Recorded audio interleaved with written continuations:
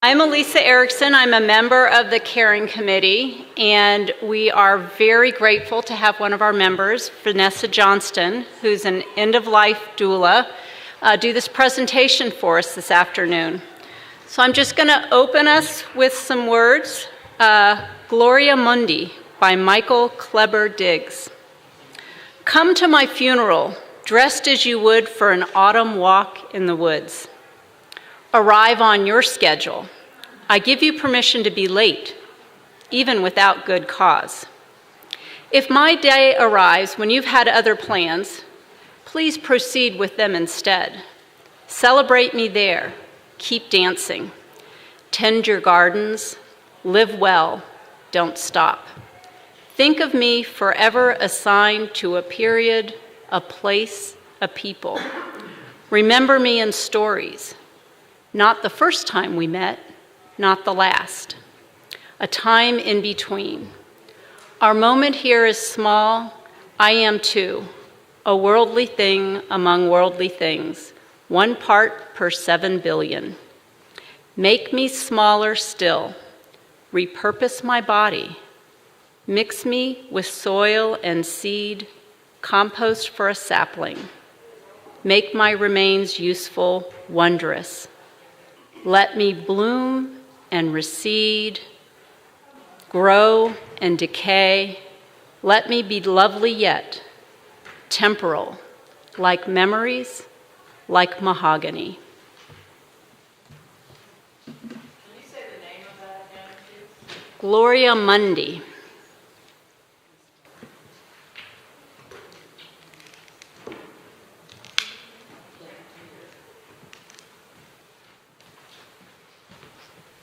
Thank you. Thank you. Beautiful. Okay, can you guys hear and see me okay? Yeah? Cindy went to the trouble to get this stool, but makes me a little nervous. I might fall off, so if you can see me, that's okay. And if you, there were some handouts that Rhonda had in the back, so if you get those. I am Vanessa Johnston. I am an end-of-life doula, and I'm also the co-founder of the Colorado End-of-Life Collaborative. So here are our logos and QR codes and all that if you want to check out the websites. I just want to take this opportunity to thank the Caring Committee for making this incredible event happen. Thank you so much. So Colleen, thank you for your help, and Elisa, and Marty, and Rhonda, and just everybody. And I know we're all looking forward to the lunch afterwards. So I'm gonna try and I might go a little bit fast because I know people are looking forward to lunch, but I have a lot of information to share with you all. And so to that end, it's gonna be pretty heady for the next 45 minutes, a lot of information. But I want to just acknowledge that I'm going to be talking about a weighty subject, right? So death and dying is the topic. Can we hear a little bit better? Is that better? Yeah? I'll try and be loud. Is that, yeah? Sure. And so I just want to acknowledge that, if someone has experienced a loss of a loved one in the last 6 months or so, this might not be the best time for you to hear this information. Maybe it is. I'll leave that up to you. But this is sort of your trigger warning for things that can be really sensitive and tender. Okay? So I'm just going to allow you all to know where you are in that process, because the things I'm telling you, it's a lot to understand, and the processing and the emotional piece of it comes later. Okay? So I just want to start with that and put that out there. Okay, I think we are ready for the first slide, or the next slide.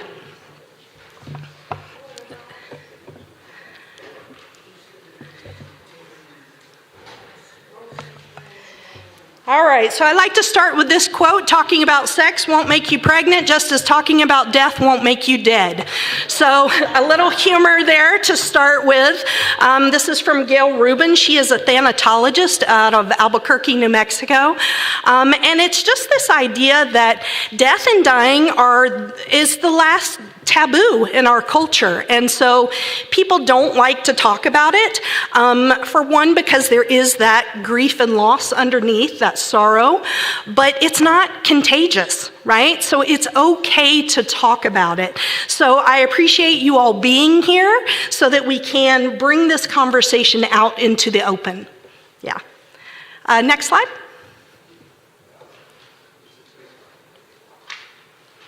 Okay, so here's the outline for today, just to let you know sort of what we have ahead of us.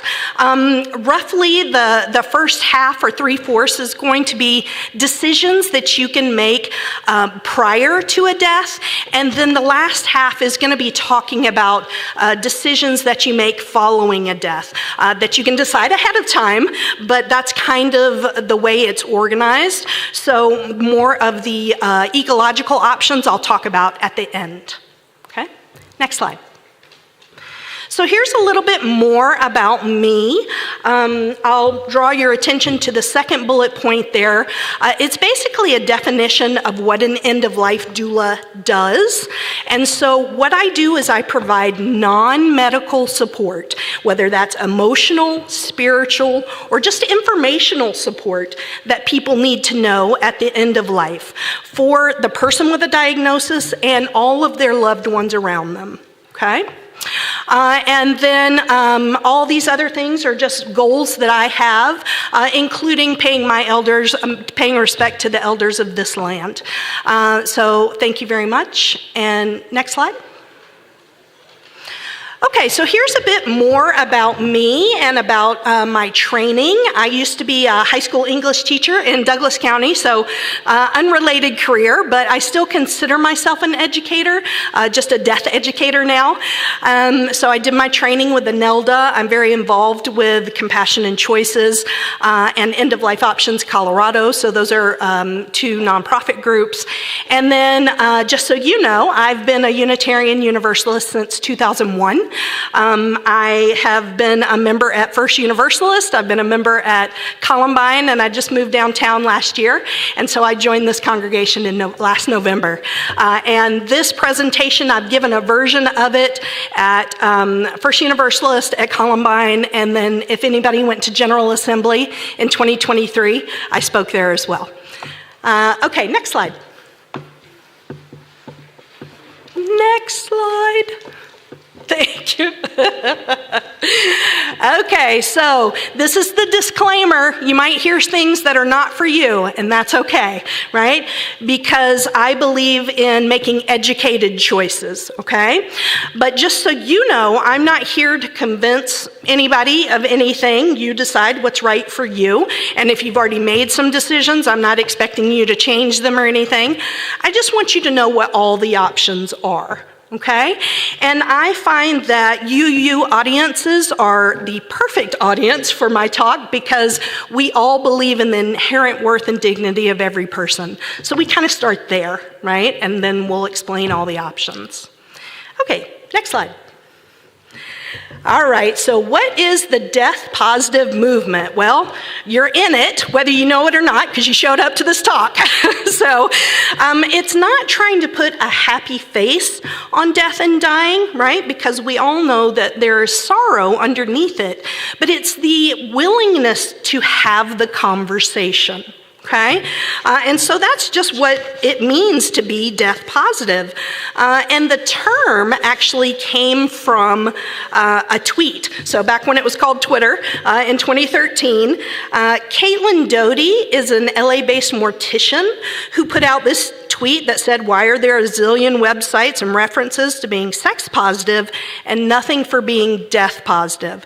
So it's really about taking this last great taboo and bringing it out of the shadows so that we can develop the skills that we need to deal with this thing that affects 100% of us. right? So it's just the willingness to have the conversation. So how many of you have heard of or read The Denial of Death by Ernest Becker? Yeah, so back in the day. So he was one of the first people to say, hey, we need to talk about this important topic. And what about, have you heard of On Death and Dying by Elizabeth Kubler-Ross? Okay, so she was very instrumental, particularly in this country, in bringing this conversation forward. Okay, so the next slide, please. So in the bottom middle, we have a picture of Caitlin Doty, the LA-based mortician I mentioned, in cartoon form.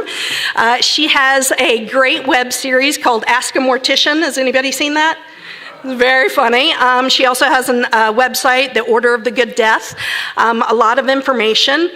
And it's all about having the conversation with people. What are your thoughts and feelings about the fact that you are a mortal human being with a finite lifespan?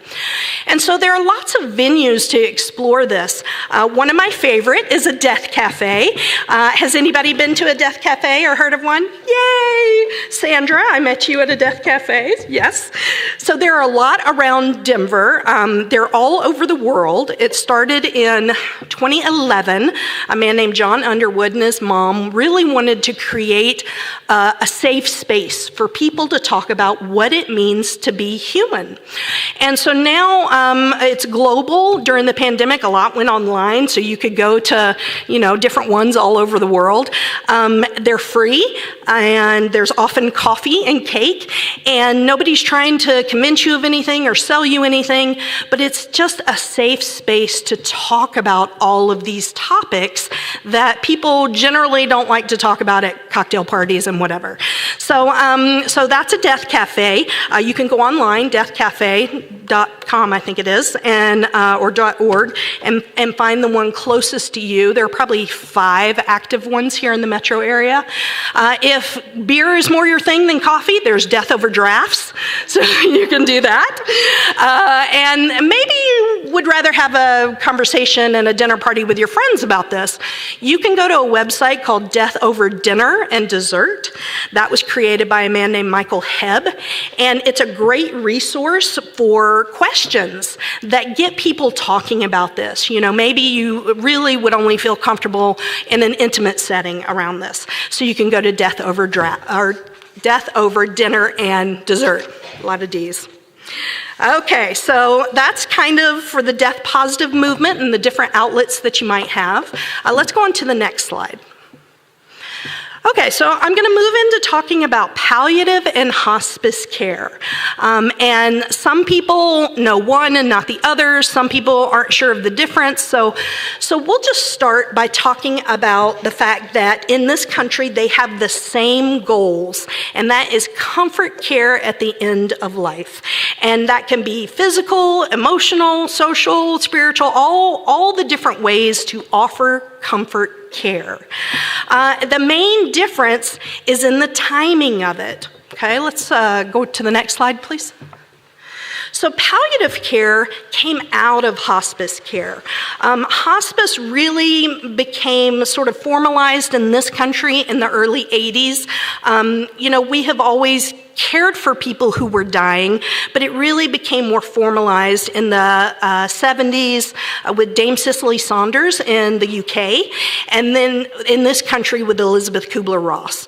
And so really popularizing the idea of a specialized time for people who are at the end of life. Because we love our physicians, doctors, nurses, all of that, but no matter how incredible they are, there comes a time when they can no longer help, because we're all mortal human beings, right? And our culture likes to pretend that's not true, but you people in this room know what truth is, okay? So palliative care is appropriate for people who have lengthy disease processes, right? And so if there's a diagnosis of cancer and maybe you want to pursue chemotherapy or radiation, then palliative care would be what you need to pursue, because you can still receive that comfort care while having treatment options. Okay? Now, the only problem is that palliative care is not as robust in our hospital systems as maybe hospice care is. So maybe you haven't even heard of it because it is such a small thing, but it's becoming more well known. Let's go on to the next slide. So hospice, if you don't know, is a service, not a place. Now, here in the metro area, we have two great places. If you've heard of the one from Denver Hospice out at Lowry or Collier Center. So those are two places, but the 200 other hospices in the area are a service, and they come to you where you are. So whether that's your home, your facility, the hospital, they come to you. And they is a team, right? So every person in this country since 1983, when hospice went under the auspices of Medicare, it has been paid for everyone, right? And the timeline is kind of that last 6 months of life. And again, this is based on what doctors, physicians say, who base it on their experience of whatever disease process and kind of what they think. But it's not a hard and fast rule, right? And so hospice reevaluates every 6 months. But the average stay on hospice is 3 weeks. So that tells me that people are not taking advantage of the support that they could have as soon as they could have it. Because you will have your own dedicated physician, nurse, CNA, social worker, chaplain, volunteer for every single person. Okay? So if you want to know more about that, you can go to the National Hospice and Palliative Care Organization to find out more about that. Let's go to the next slide. Okay, so end-of-life doula, what is it that I do? Because I am outside that system. Remember, I said I'm non-medical. So I don't do that. How many of you have heard of or maybe even used a birth doula? Fantastic. So let's start with that word, doula, D-O-U-L-A. It actually comes from the ancient Greek, and it means caregiver. Technically, it was the slave in the family that took care of things like birth, illness, and death. That was kind of what they helped the family with. But in the 80s, the birthing community took that word and reclaimed it to serve as a caregiver that cares for someone having a baby. And now, end-of-life doulas do basically the same thing, but at the other end. But the difference is most people like to talk about birth and babies and new life and that kind of thing. End of life, not so much. So it's really based on that model. Right now, there are many training programs. If you feel called to this work, we need you, so pursue it. Thank you.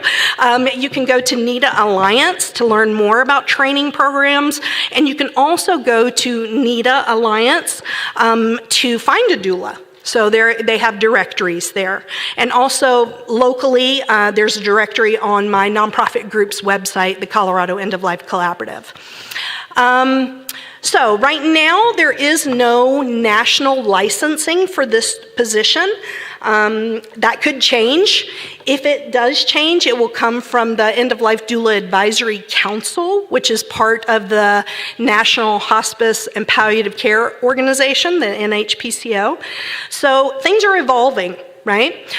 People have done this work for millennia, but only it's now becoming a profession.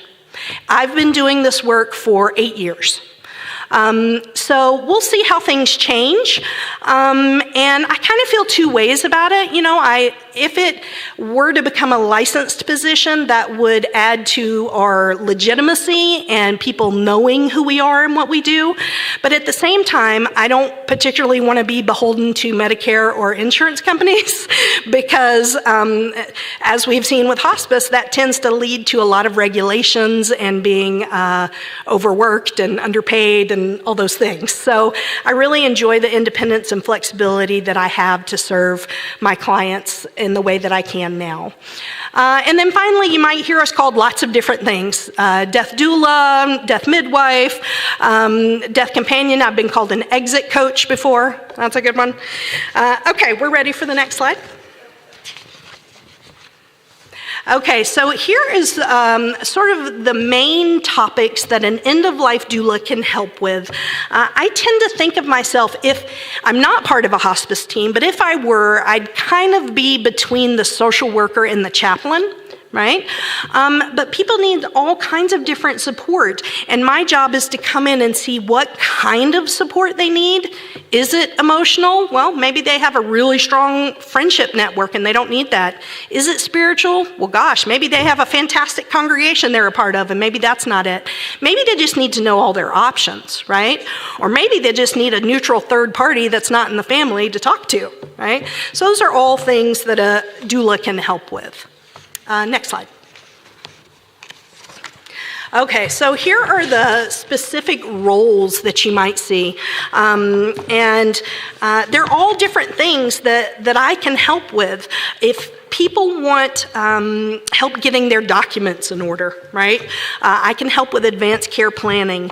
If the family needs respite, if they just need a break, I can help with that. If they need someone to sit vigil, right, at the 11th hour, then I can help with that. So because we're not regulated, that gives us a lot more independence and flexibility because I own my own business. And so I don't have a medical license to lose over anything. I'm not doing anything medical, right? And so it really is important to interview doulas and find out which one you connect with and go from there. Okay, next slide. So here are the main things that I help with: companionship, advocacy, education, support. This is why I consider myself a death educator, right? Just to talk about these things. I do offer respite and sitting vigil. A large part of my work is life review. And what they've shown with dignity therapy is that people at the end of life can really benefit from looking back over their life. And, you know, as a former English teacher, for me, it's all about stories. And every one of us has a story. And at the end of life, a lot of people want to talk about what has impacted them, who has had an effect on them, what they're proud of. And so I do a lot of that work with people in life review. And then vigil planning is what I particularly have in common with birth doulas, because we plan ahead for those hours and days, those last hours and days. Do you want lavender essential oil? Do you want somebody to brush your hair? Do you want somebody to give you a hand massage or have the pets on the bed, put your bed by the window? All those kind of things to make the experience, even though it's not one we would ever choose, but to make it more peaceful, right? My job is to make things more peaceful and meaningful. I often say that I try and shift the perspective from less fear and anxiety to more love and meaning, right? Because some of you have been in the room and seen the beauty that can happen. Okay. Also, different doulas offer different things. I offer energy work, Reiki. Some others are home funeral guides, or they might be celebrants who can do a memorial or a celebration of life. So again, this is why it's important to interview ahead of time. Okay, next slide. So here are some things that have been reported as benefits if you do hire a doula. Again, it is a complement to hospice. It's another layer of support. So I feel like I can help anybody at any stage, but some people need me more than others, right? If they have family that's far away, or there's really contentious family dynamics, or if they're a solo ager, you know? So I can help with all of those things. And sometimes you just need somebody to listen. And so I would say the two things that I do the most: active listening and normalizing, right? Because death and dying, because of our death-phobic culture, and I'll go ahead and tell you, you may not be surprised, white America is the worst as far as death phobia, but because of that, people don't know what's normal. And so I come in and say, this is okay, this is normal, we need to address that kind of thing. I really see my job as somebody that reads the map for you and sort of tells you where you are. Because, we love our physicians, but not all of them are trained in having those conversations with people. They're trained in curing disease, right? They're not trained in facilitating difficult family conversations, okay? Next slide, please. Okay, so now we're going to move into empowerment and agency, and as a UU, I love this. This is what drives me to my work, because I want all people to feel empowered, even at the end of life. And the thing is, when you are diagnosed with a life-limiting illness, a lot of times you feel your agency taken away from you. And it is. You can't do the things that you used to do. And so I like to make sure that people understand that there are still choices that you can make that let you exercise your agency. So creating a living will, doing your advanced care planning. Here in Colorado, we have psilocybin is legal, so psychedelic-assisted therapy for people who just have this intractable fear of death.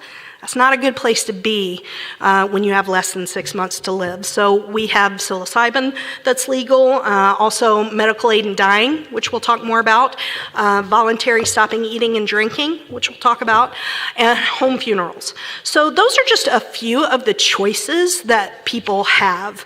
And actually, most people don't know that here in Colorado, we have more choices than just about anybody in the world, right? So, I think we're ready for the next page. Next slide. All right, so how are we all doing? We good? Okay. So we'll talk about medical aid in dying now because I get a lot of questions about this. I'll be using, it's also known as MAID, but I want to draw your attention to language. Okay, so if you hear somebody talking about this and they use the phrase assisted suicide, you have my permission to gently correct them and say that is not the same thing. Okay, because suicide has a connotation of struggles with mental health and disempowerment. Right? For medical aid in dying, we're talking about people who have been diagnosed with a terminal disease and are dying anyway. So it's not about choosing whether to end your life or not, it's about shortening that death process, right? Because even though I have a lot in common with birth doulas, nobody's been pregnant for 2.5 years, right? But somebody has been dying for that long. So it's shortening that process, okay? All right, next slide. Okay, so it is evolving. So even though I just made these slides, they're almost out of date because MAID is legal in 12 places, so that's 11 states plus DC. But there are 2 states right now, Illinois and New York, where the bill has been passed by their General Assembly and is waiting for the governor to sign the law. Right? So maybe in 6 months this might be available in 14 places. My hope is one day it will be legal everywhere in our country. And you can see that there are different states that have different legislation. And the 2 main nonprofit groups that are focused on this legislation, Death with Dignity, that's a little bit smaller group, mostly on the East Coast, but they were the ones that did the Death with Dignity law in Oregon first, and then Compassion and Choices. And they are really focused on legislation and advocacy. So how many of you remember voting for this in 2016? Yeah. Colorado did a little differently. It was on the ballot, passed with like 86% or something ridiculously high because people were so in favor of it. Compassion and Choices helped revise the law last year, so the waiting period is shorter. And they're the ones who continue to improve the laws as we go. Okay, next slide. So here are the specifics. How do you qualify for medical aid in dying in Colorado? Because it's a little different in every state, but here you have to be 18 and currently you have to be a resident. Right now, only Washington and Vermont do not have a residency requirement. Compassion and Choices, I'll give you a sneak peek. They're talking about getting rid of the residency requirement next year for Colorado, but we'll see. and you have to have mental capacity to make decisions. Now, this is where it gets tricky if you only have a dementia diagnosis. Typically, that is not enough to qualify you, and it has to be very early dementia, and then you have to, there needs to be a comorbidity or something else going on. And that's really upsetting and shocking news for a lot of people. So I'm telling you now so that you know ahead of time. And again, we see that 6 months timeline that's very similar to hospice. And then in this country, it has to be self-administered. So this is different from Canada. Canada, that law is applicable across the entire country, so they have fantastic resources, but theirs is euthanasia. It is an injection by a doctor. Right? But in America, it has to be self-administered, whether that's orally by drinking something, or rectally, you have to have the use of your hands, right? And so for all of us in this room, that might not sound like a lot to drink 2 ounces or to be able to push something, but if someone's disease process is very far advanced, it becomes a concern. Yeah. Next slide. Okay, so here are more questions I get asked. How much does it cost? No, insurance does not pay for it. It's about $500, could be more, could be less. If that is a burden, I would recommend going to End of Life Options Colorado, who has a fund to help people pay for this. It comes as a powdered compound, which in Denver, not a problem to find a compounding pharmacy that makes their own medications, but in rural areas of the state, that is a problem, right? So there are a few issues with accessibility here. It's usually mixed with apple juice, 2 to 4 ounces, so a thickened liquid, so you have to be able to drink that if you're doing it orally. It's been reported to be very, very bitter, so as a doula, I bring sorbet, not ice cream, but sorbet to have before and after the medication is taken. Typically, this brings unconsciousness in 5 to 10 minutes, and people are not suffering after that. They are completely at peace. Their body is just going to start shutting down. And that, typically, 80% die within 2 hours. But then you might say, well, what about the other 20%? So I have had the honor of witnessing someone who took less than 5 minutes to die. That was very sudden and very quick.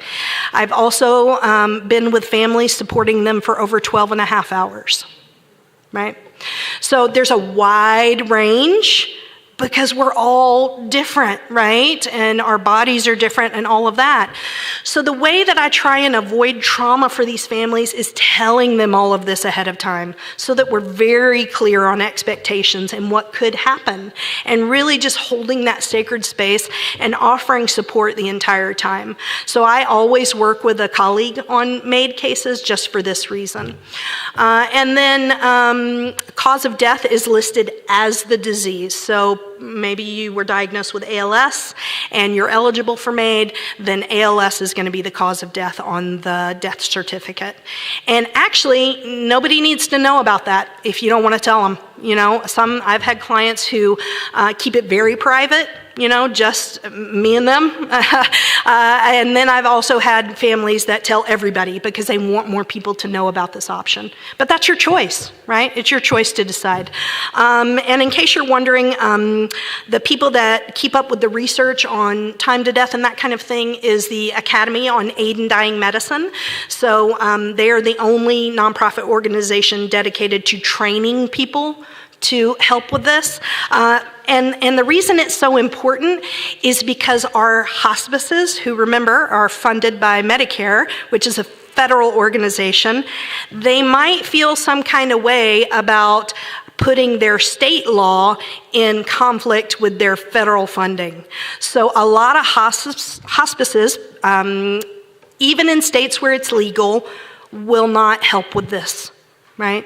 And the reason why is because of that funding. So that's where I come in, right? That's where an end-of-life doula can help and can help families through this process, because they will say that they are technically neutral, right? Which means you can do it, but they can't be on the property that day, right? Or they can't be in the room. So it's a gray area here, and this, again, is something that's very upsetting to people when they find out. So we'll see if that changes, but that's kind of the state of things right now. Okay, next slide. So maybe someone lives in a state where medical aid in dying is not legal. It's not an option for them, or maybe they don't qualify even if they are in a state that's legal. Some people, I think a lot of people do this informally. They didn't know there was a name for it. But voluntary stopping eating and drinking is known as VSED, and that is when someone at the end of life chooses not to ingest any more food or fluids. Right? So it is your right, it is a legal right to decide that you no longer want to take food or water. Now this gets tricky in our culture particularly because food is associated with love, and you cook for someone and they eat it and they feel how much you love them, right? And so it gets very complicated when that is not what someone wants to do. Right? So we have to have a lot of conversations around that. But the body knows how to die. Especially when it's been compromised by disease. Just like our bodies know how to give birth. We just kind of have to get out of the way. And when you start introducing food and water to someone whose body is in the process of shutting down, it sends mixed messages to the body. Oh, we're alive, we're working now. When really we're trying for that peaceful ending, that peaceful exit. And it usually takes 5 to 15 days if everybody is on board. Here are some books that are very, very helpful with that. Okay, next slide. All right, and now I'll mention a couple of other legal options. This is not something a doctor or nurse will ever talk to you about, but as a doula, I can tell you. So Final Exit Network, so those of you that had heard of Ernest Becker, this is what his work has evolved into. Okay, so this is a website you can go to. I don't work for them, but I know counselors who do, and they will connect you with people who will tell you about how to legally procure inert gases to do what they call self-deliverance. Okay, so that's an organization that you can investigate on your own. I would not recommend talking to your doctor or nurse about it, but I'm not a mandatory reporter. So I can talk to you about it. Also, you might have heard of some organizations in Switzerland, so Dignitas, Pegasus, Exit. They, like Canada, do injections, so it's euthanasia. Now the problem is, of course, you have to get to Switzerland, which is expensive, and then the whole process is extremely expensive. I think the lowest pricing I've heard is $8,000. So just so you know, that's an option, right? But it's an expensive one. Okay, next slide. Okay, and then finally, home funerals. So I put this older picture up there because all funerals used to be home funerals, right? 200 years ago, they were all home funerals. And in the 1860s is when we saw the rise of funeral parlors, right? And the reason it was a funeral parlor and looked like a home is because that's where funerals happened, right? So they tried to emulate that in this new business. And so you can do a home funeral in all 50 states. This is my colleague Cindy, who's a home funeral guide. You can find out more information on their website, Home Funeral Alliance.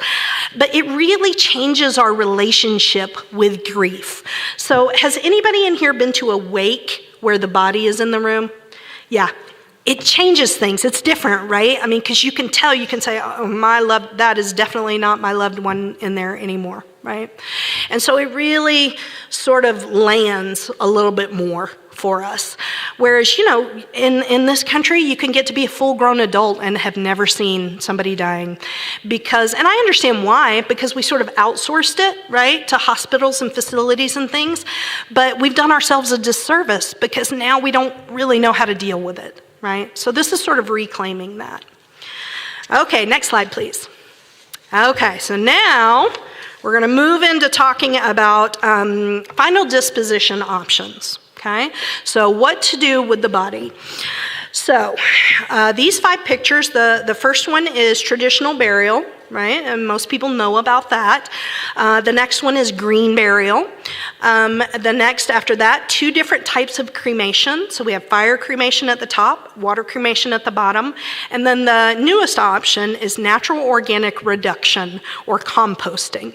And I think the word they're going to go with from here on out is terramation. So you might hear more about that. Now, like I said, all of these are available to people in Colorado. Most people only have access to half of these, okay? Next slide. All right, so here's traditional burial, and the thing about that is everybody knows what it is, okay? And most religions are okay with that, which is not the case for some of the other ones. And so I won't say much about this because you all know, but just to draw your attention to the fact that 800,000 gallons of formaldehyde in the form of embalming fluid are put in the ground each year. Right?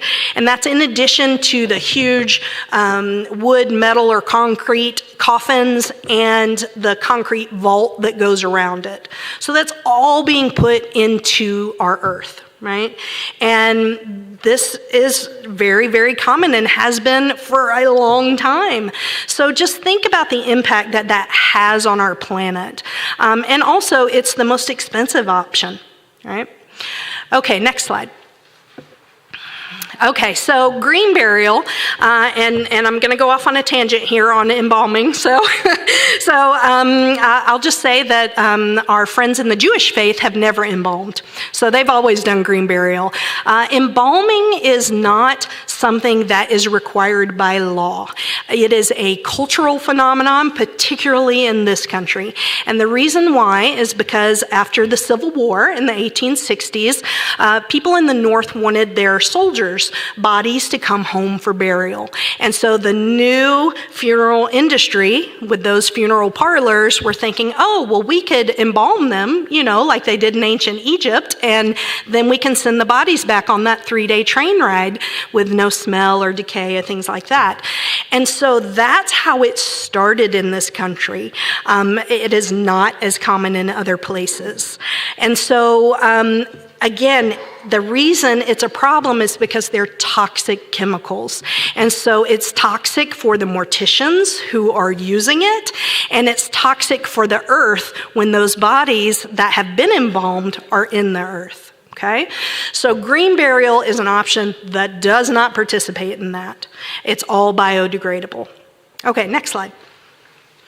And so here's a little bit more, less expensive, all biodegradable. It's available in all 50 states. Okay, you can go to greenburialcouncil.org to find out more.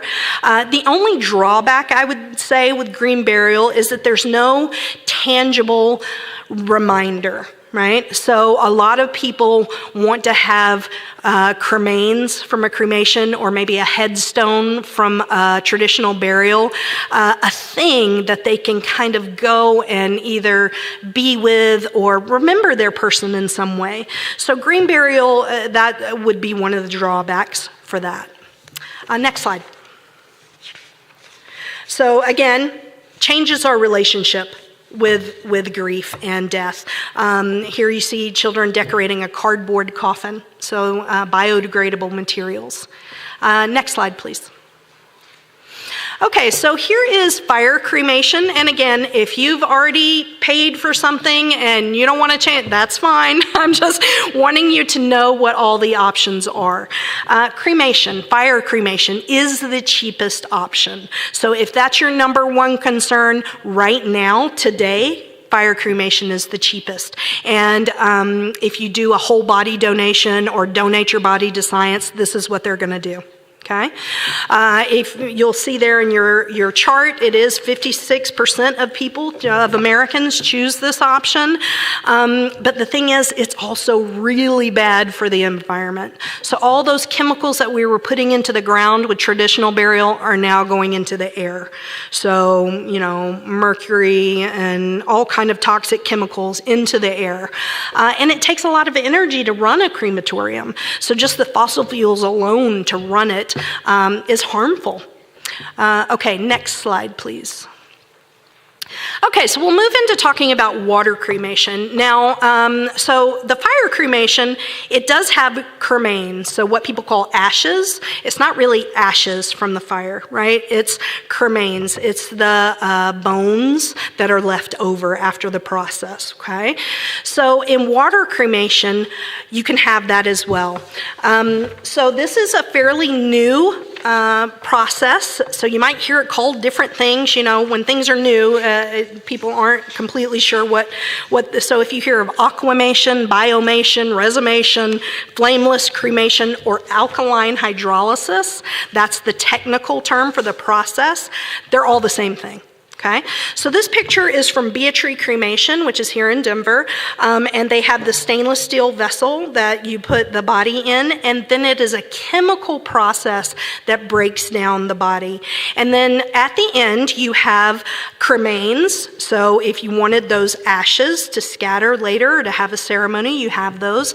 But then in addition, unlike fire cremation, you have a non-toxic bionutrient liquid for fertilizer that you can use on trees and plants and flowers and things like that.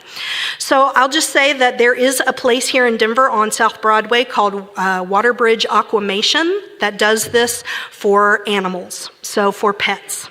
So this is my dear beloved dog Rocky, who was 14 and died in July. And Waterbridge Aquamation was so kind and beautiful and gave us his ashes, and then this is the bionutrient liquid. So when I use it, I take a half a cup and dilute it in a gallon of water, and I water all my plants. And my plants are thriving. It's incredible. So that's kind of the idea behind water aquamation for people. It's the same. And so a lot of people can't use all of the liquid, and so Beatrix Cremation works with land partners to kind of send that fertilizer off to places that can grow flowers and plants and that kind of thing. Next slide, please. So there's a little bit more about water cremation, 1/10 the carbon footprint of fire cremation. And this is kind of how it works, right, to break down the body in 4 to 6 hours. Next slide, please. So this process, again, here's a little history, was based on what farmers did with their cattle, right? They would take the alkaline or the lye, that was used to make soap, and that would break down the bones of the cattle. So things have evolved and has gone on, and so now we have this available for humans, and so much better for the planet. But it's only legal in 28 states, and of those 28, only half of those even have providers. Right? So do you start to see how we're very lucky here in Colorado, because we have these options that aren't available other places. Because first you have to make it legal, and then you have to have businesses that offer it, right? But the way anything goes here, if people start asking for it, then the need makes itself evident, and the supply will be there. Okay, next slide. Okay, then the newest, natural organic reduction, also called human composting, body composting, recomposition, or terramation. Just to go with that, cremation, terramation is earth, terra, right? So that's why they're using that now. When it's brought before legislative bodies, they call it natural organic reduction. That's the technical legal name for it. And it is the method of breaking down a body using natural materials like straw, wood chips, and alfalfa. And this picture is people from the Natural Funeral in Lafayette. That's who offers this service. With the first person in Colorado to do this in 2022 at the Colorado Burial Preserve in Florence. And beautiful place dedicated to conservation efforts and preserving native grasses and plants and trees and things. And so it takes about 6 to 10 weeks of turning these round vessels constantly, and then at the end you have this incredibly rich soil that you can use to grow things. So instead of polluting the earth, we are growing things in the earth. And it's a lot. It's like a whole truck bed full. So most people can't use that much in their home gardens. So again, land partners dedicated to conservation efforts use this soil. Next page, or next slide. Thanks. So, composting is currently offered by only 6 companies in the U.S. So we have the Natural Funeral here in Lafayette, a couple in Oregon, a couple in Washington, and there's a new one in Minnesota. But that's it. Now, I'm hoping this will grow. You know, again, these are new options, and as more people learn about them, then hopefully we'll have more providers. But I think almost all, but maybe 1 or 2 of these work with people in other states. So that's something good to know. But the Natural Funeral is a provider in my nonprofit group, so that's how I know about them. And they're doing incredible work. Next slide. And so this tells you a little bit more about how much you can save and how much better it is for the planet. You know, it uses 1/8 the energy of fire cremation, saves over a metric ton of carbon per person. That's the equivalent of 10 million seedlings growing into trees for 10 years, right? It's pretty huge, the difference. Next slide.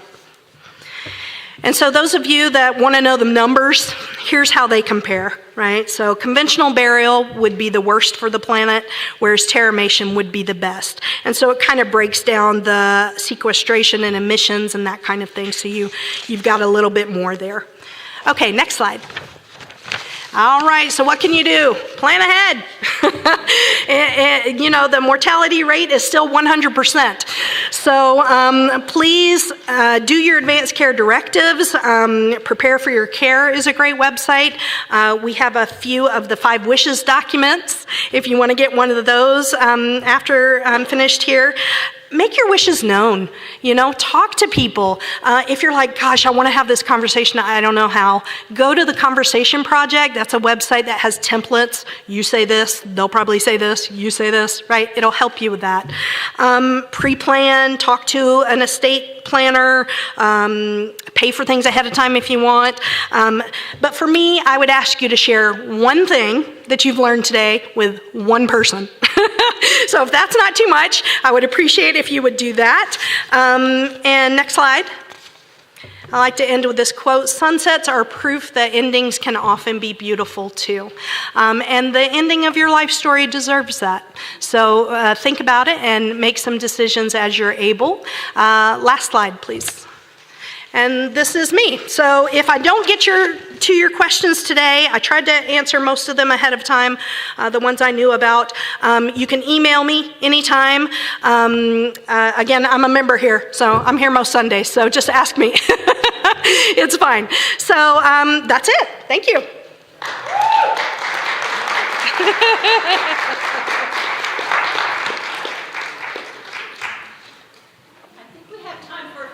Oh, good. Good. Yeah. Yes, Sandra. The disease.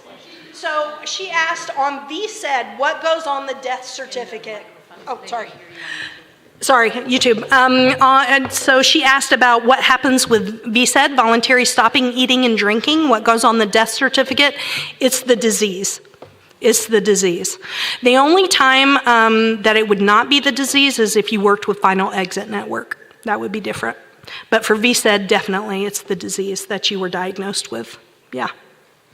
More questions? Yeah, so what insurance companies, how they get their clause into it if somebody has a nice death benefit and they, Ooh, is that me?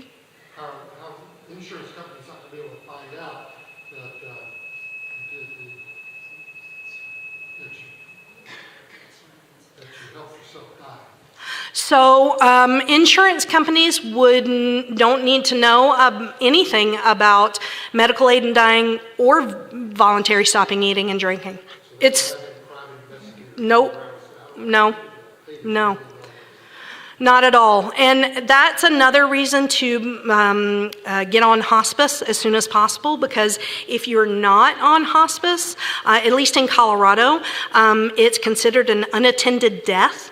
And so that's when you have like the crime scene and ambulance and police come and that kind of thing, is if somebody is not on hospice, right?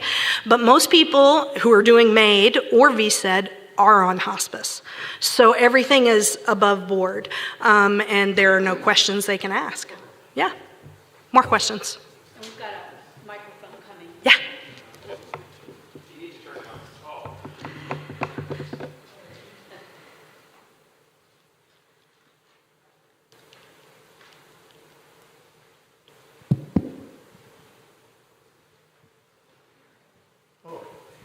I see.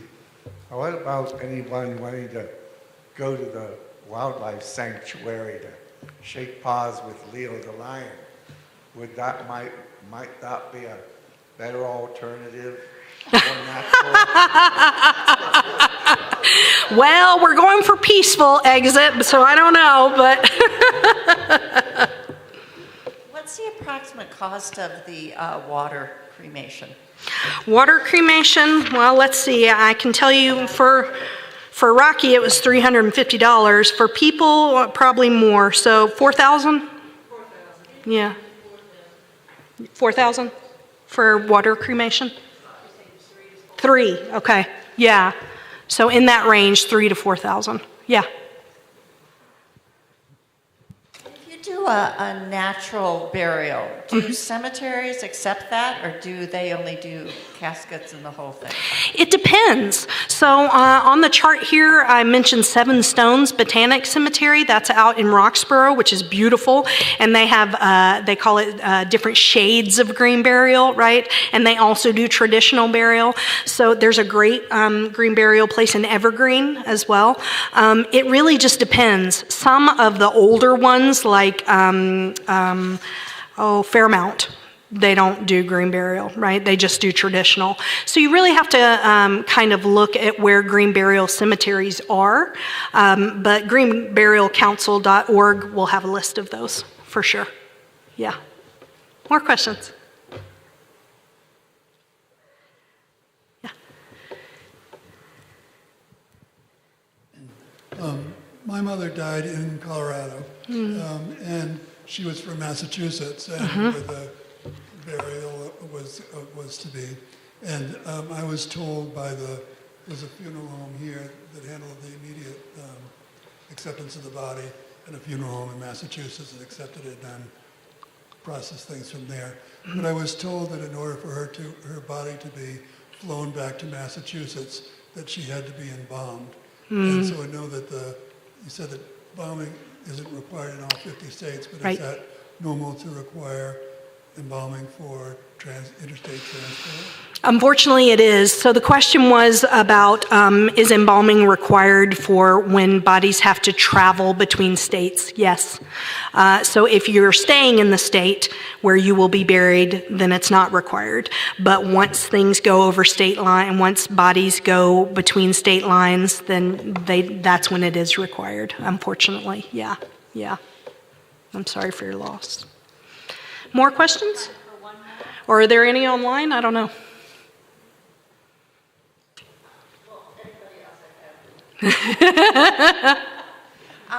So I want a shot. I don't want to drink anything. So who's working on that to change that for the U.S.? I mean, do I have to go to Switzerland? Yeah, I don't think it'll change, honestly, because our country is very much about self-administration, right? And the groups that are against medical aid in dying, that's their argument, is that people are being convinced to do this, right? So I don't see that changing at all. I really think if you would rather have an injection, Canada or Switzerland is where you need to go. Yeah.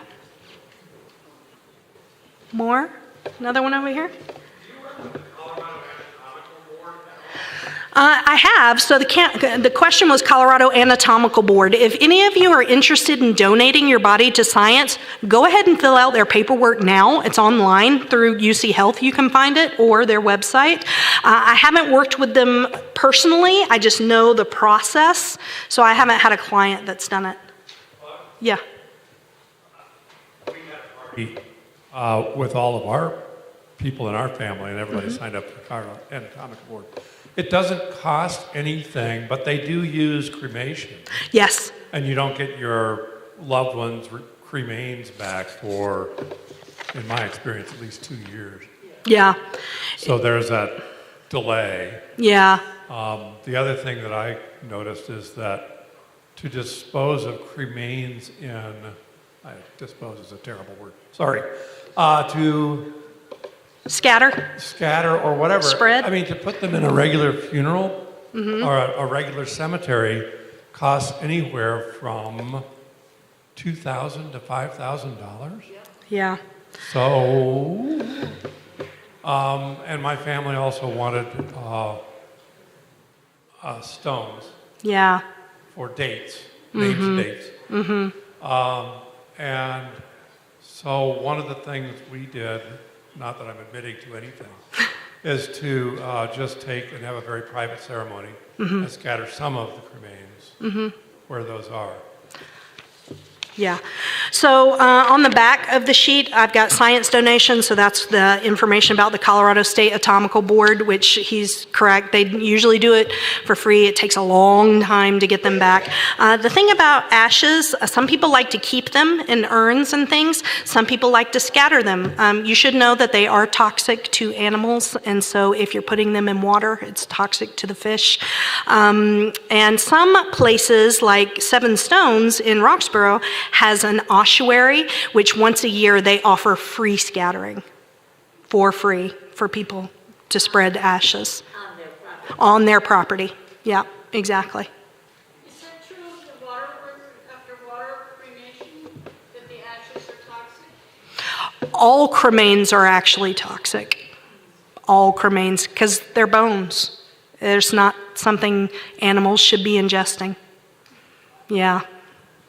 Question? Yeah, on a little bit lighter side. Yeah, please. Have you seen the TED Talk about the mushroom shroud? Yes, and what I'll say about the mushroom shroud is it is a prototype and not available yet. Okay. So there are a lot of things that people think are available, and it's not there yet. And the other thing that I learned from Friction Farm, a Yeah. musical group that we know, is that it's a good idea to make a playlist of things yes. that you would like to hear, like if you can't speak up for yourself, Absolutely. find out ahead of time what kinds of music you like and would like to hear Beautiful. at that time. Yeah, that's part of vigil planning that I do with all my clients. I have my own funeral playlist. Yes, highly encourage that. I think just one more, and then we'll have time for questions. Yeah. So I was last wondering what question. the restrictions are on scattering remains in Colorado. Can you just go on state property and scatter something in a beautiful meadow, or Yeah. where can you go, and what is the procedure for being able to do it? So this might be one of those things where it might be better to beg forgiveness than ask permission. I mean, that's my opinion. Because there are restrictions. Most people just don't know about them. So I can't really tell you. I don't know all of them, but people are going to do what they want to do. But yeah, there are a lot more restrictions than people think. Yeah. Well, thank Any you online? so much, Vanessa. We appreciate this. Thank you. Thank you. Well, folks have created a beautiful luncheon outside, so please join us. And I think Vanessa will be here, so there's plenty of time to ask more questions. Also, on the table out there, there are copies of the 5 Wishes, which is Living Will, so grab those. Also, ILIF is now offering a certificate program for death doulas, so if you're interested, there's flyers for that as well. So thank you all.